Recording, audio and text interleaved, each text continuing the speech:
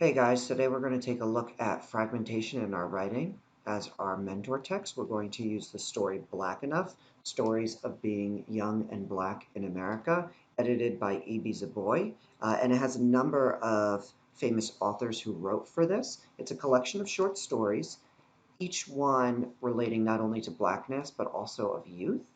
And so even if you're not Black, you might find a lot of connections to these stories as characters go to camp, they deal with divorce, they fall in love, they have experiences not unlike your teenage experiences.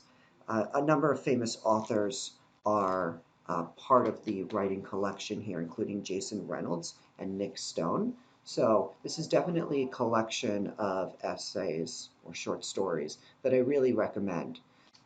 So in it, the very first story is a story called Half a Moon, and this is where I saw some really cool fragments used effectively in writing. In this story, we're introduced to a character. She is 17, and she's reflecting on her childhood. And when she was 7, her father left her and her mother, and she's kind of feeling this reflection and disconnect about her father, especially because she's going away to camp, and at camp she's going to bump into her stepsister.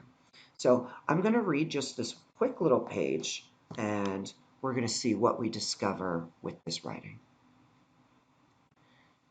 7 was family camping trips and looking up at night sky with Dad, pointing to the stars that looked like polka dots decorating the sky. Mom mostly stayed in the RV, and one time, the time when a snake crawled into Mom's bag, she made Dad end the trip early and we checked into a hotel. 7 was Dad and Mom arguing more than laughing. 7 was staying at Grandma's on weekends so your parents can have some time together, Grandma would say. At Grandma's house there was no arguing or slamming doors, only puzzle pieces spread across the dining room table, homemade everything, and Grandma's gospel music filling the house. 7 was Dad leaving Mom, leaving me. And now, 17, is spending my spring break working at Oak Creek Campgrounds as a teen counselor for 6th grade students because I have to work, have to help out at home, because Mom can't take care of the bills alone. So this passage kind of goes on for much longer. It kind of reflecting and going back and forth between 7 and 17. And what Renee Watson does is use a lot of that repetition that I find so effective. Um, and so you should definitely think about repetition in your writing. That said, notice some of the fragments that appear. So she's describing Grandma's house, right? And let's take a look. At Grandma's house, there was no arguing or slamming doors. So that's the first moment. And then you get a little bit more of a descriptor, and it's here we have our first fragment. Only puzzle pieces spread across the dining room table, homemade everything, and Grandma's gospel music filling the house.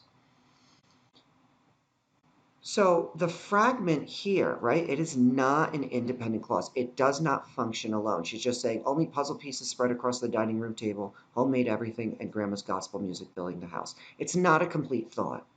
And yet, it gives us some extra details and makes us pause in a way we wouldn't if it was continuous with the sentence. So you want to be aware of these techniques as you're writing with fragments, that if your fragment doesn't have purpose, then you shouldn't be using a fragment. Right underneath that sentence, you have 7 was Dad leaving Mom, leaving me. And again, leaving me is not an independent clause. It's a fragment.